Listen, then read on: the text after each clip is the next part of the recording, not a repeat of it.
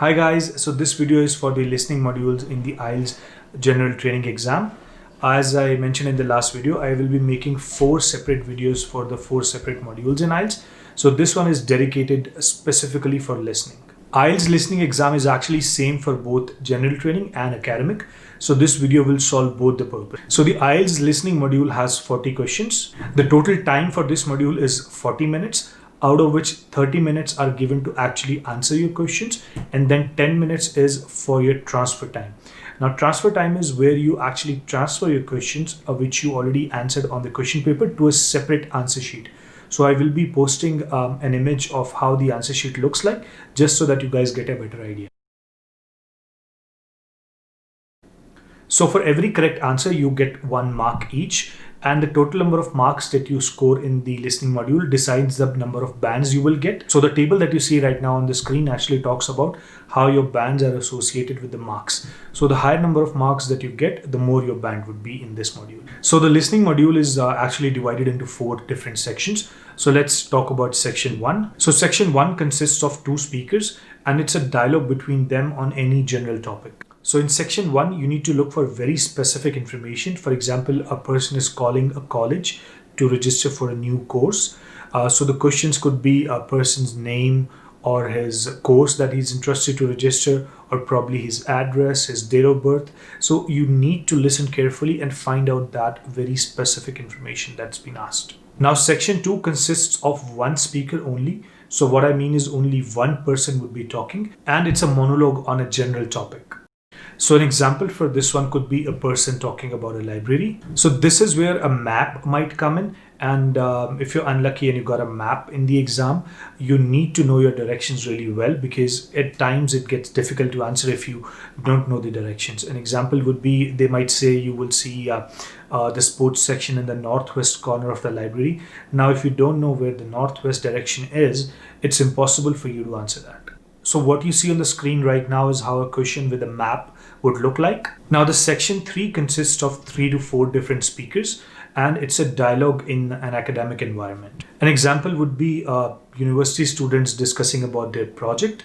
So this is where the multiple choice questions would come in. So you might see questions like where you have 4 different options and you need to select 1 as the correct response.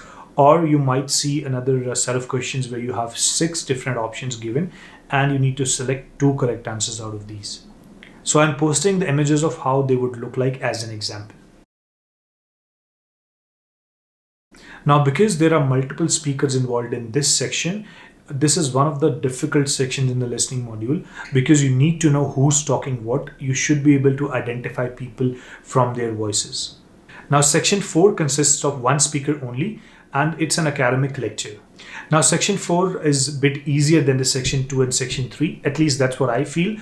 Until now, we discuss about the pattern of the listening module exam. Now we will talk about the tips and tricks which you can use to score good band in this module. Now, the first point is checking your audio settings, which is basically your headsets. Before the start of the test, there is a dummy recording that's been played, and all the students are being made to listen that. The purpose of that is to check if there's any problem with your headsets. If you feel you're not able to hear it properly, please report it to the authorities. So I will share my personal experience related to this. When I appeared for my Ielts exam, my headsets, although in the sound test, were working fine, but they stopped working in between during the actual exam. And I did report it to the authorities, but because the exam was already on, they couldn't actually do anything. So I missed on a particular section. So I took down the name of all the authorities that were there in the exam hall, and then I reported the problem to the British Council, which is headquartered in Delhi, India. And I was given 2 options. Either I could take the full refund, or I was offered to retake the complete exam on another date. The most important tip in listening module is to understand different accents, because in this module the speakers could speak different accents. They could be from US, UK, Australia, and those accents are totally different when compared to the Indian accent. Now, since there are multiple speakers involved, particularly in the section 3 of this module, you really need to understand the accent, because you need to figure out who's speaking what. For me personally, understanding the British accent has always been a challenge, because they're native speakers, right? So their accent is like totally different from what we usually speak.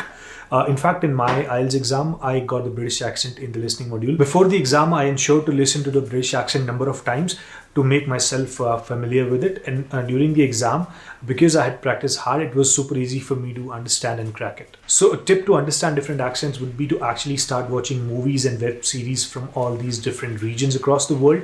So try and listen to US accent, UK accent, Australian accent with subtitles on, so that at least you're able to relate to what they're saying. That's how I prepared and practiced the listening module for myself. The next tip is to be really attentive in the exam, because in a usual setting, you will have about 150 to 200 students in the exam hall giving the exam at the same time. So it's really easy to get distracted. And in case you miss something on the listening module, it will never be repeated.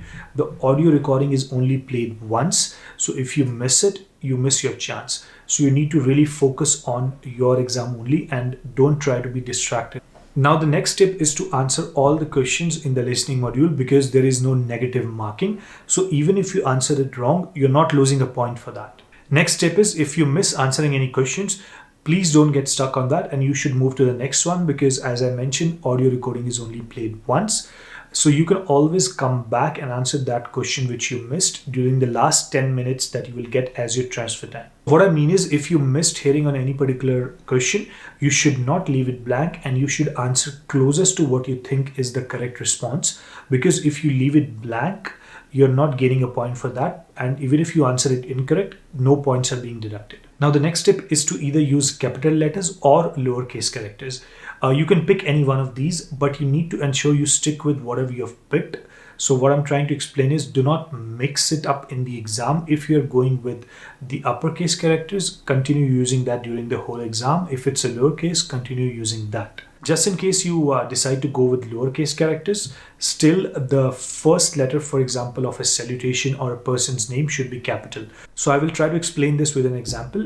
What you see on the screen right now is my last name, Berry, B-E-R-I. So if I'm writing Mr. Berry, the first letter M should be in capital, and then the letter B should also be in capital, and everything else can still be in lowercase. Now a tip would be, if you have really bad handwriting like myself, try using uppercase characters, because if you start lowercase or if you start using cursive, you might mess it up for the examiner to understand. The next tip is to read the question carefully and understand what is the maximum number of words allowed for each answer. This is a very common mistake, so I will try and explain this with an example. So what you see on the screen right now is a perfect example of what I was referring.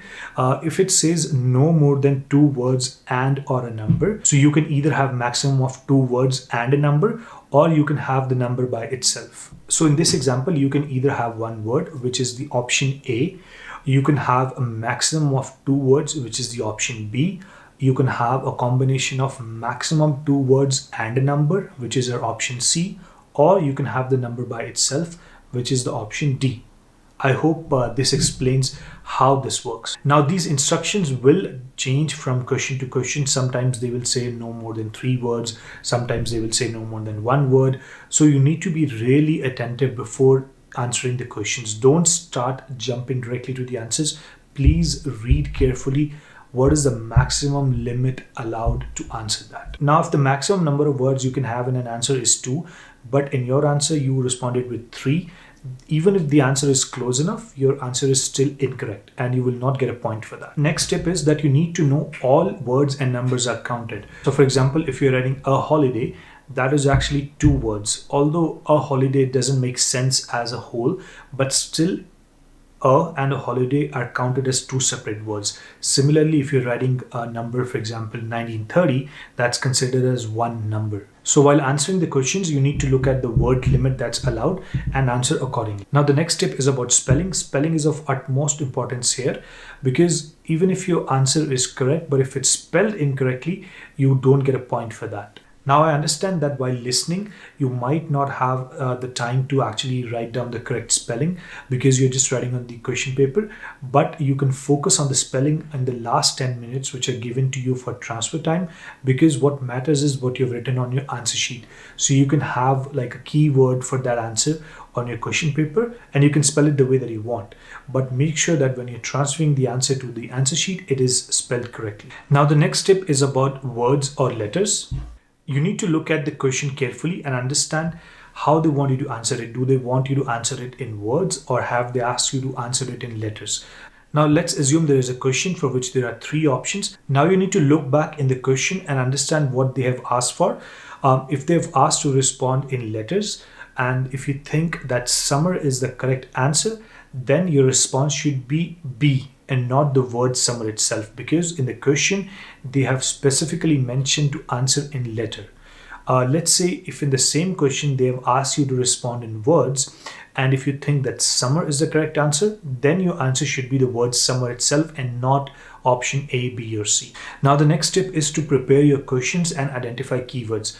Before the starting of each section, you are given some time to prepare, look at the questions. That is the key, and that is the most important tip here, because if you know what's coming, you're better prepared to answer. So a quick tip would be to actually highlight the keywords in the questions, and then when you're actually listening to the recording, you should pay close attention to those words, because that's where your answer lies. Now another tip related to the last one is, do not try to understand everything. There is a lot of extra information that's given in the listening module. Not all of it is necessary for you, so you should always focus on the keywords and try to listen selectively for what you need. Now, when you're actually listening to the recording and it's going so fast, you might not have the time to actually write down the complete thing. So a tip would be to actually make notes. For example, if there's a two-letter word which is big enough, just make small notes. And then when you're actually transferring it on the answer sheet in the last 10 minutes, you can refer to those notes and write the complete answer. Now in the listening module, there are a few common traps as well. Let's try to understand this better with another example. Let's say if two people are discussing to meet on a certain time, and one person says, hey, let's meet at 7 o'clock. And the other person responds, okay, let's meet at 7 o'clock. So you will start thinking that the correct answer is actually 7. But then the next moment you will hear another recording where one of those persons will say, hey, actually, you know what? I have an appointment. Let's meet at 7:15, or let's meet at 8 o'clock. So they might try to change the whole conversation. So you need to be really attentive. It's a very common trap that occurs in the listening module. Now the next tip is to actually listen for plurals. If in the recording that word itself is in plural, your answer should be similar.